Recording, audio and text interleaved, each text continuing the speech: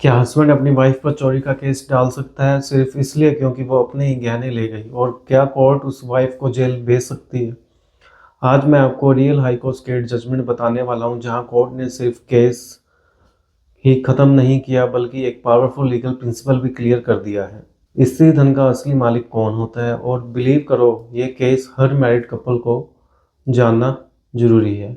यह case Allahabad high court का है, जहां एक हस्बैंड ने अपनी वाइफ और उसके फैमिली मेंबर्स के अगेंस्ट कंप्लेंट फाइल की कि हस्बैंड का एलिगेशन था कि वाइफ और उसके रिलेटिव्स घर आए, जो 6400 रुपये का कैश और 1.5 लाख रुपए के ऑर्नामेंट्स और कुछ हाउस होल्ड आइटम्स ले गए, और इस बेसिस पर आईपीसी के सेक्शन 323, 504 एंड 406 लगवा दिए।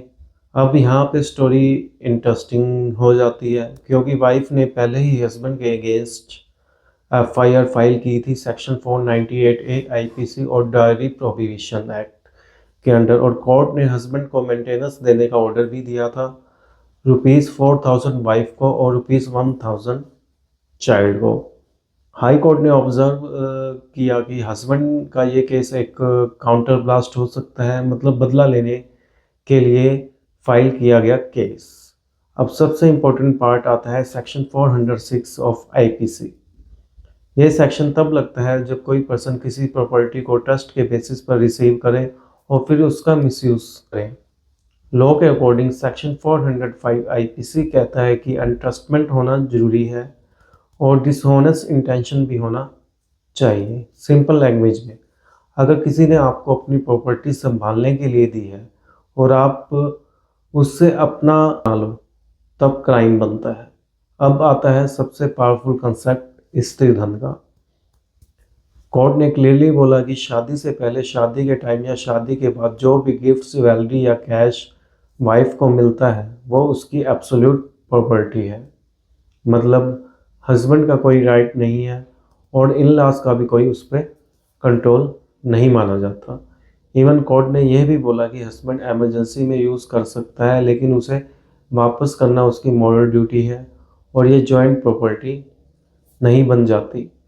हाई कोर्ट ने यह भी ऑब्जर्व किया कि मैजिस्ट्रेट ने बिना प्रॉपर रीजनिंग के समनिंग ऑर्डर पास किया और सेक्शन 406 के इंग्रेडिएंट्स प्रॉपरली अप्लाई नहीं किए और केस को कॉजुअली ट्रीट किया। सबसे इम्पोर्टेंट बात यह थी कि वाइफ अपनी ही प्रॉपर्टी लेके जा रही है, तो क्रिमिनल ब्रीच ऑफ ट्रस्ट का तो क्वेश्चन ही नहीं उठता। फाइनल डिसीजन में हाई कोर्ट ने समनिंग ऑर्डर सेट असाइड कर दिया और पूरा क्रिमिनल केस क्वैश कर दिया। मतलब केस खत्म, नो ट्रायल, नो पनिशमेंट। इस केस से आपको 3 पावरफुल लेसन मिलते हैं। पहला, स्त्री धन सिर्फ वाइफ की प्रॉपर्टी है। दूसरा, हस्बैंड वाइफ पर अपनी ही प्रॉपर्टी लेने का केस नहीं चला सकता। और तीसरा, सेक्शन 406 तभी लगेगा जब एंटसमेंट और मिसयूज प्रूव हो। और एक हिडन लेसन ये भी है कि हर कंप्लेंट जेन्युइन नहीं होती, कोर्ट मिसयूज को भी आइडेंटिफाई करती है। अगर आपको ऐसे real court judgement simple language में समझने हैं तो लीगल मंत्र को फॉलो करना ना भूलें। धन्यवाद।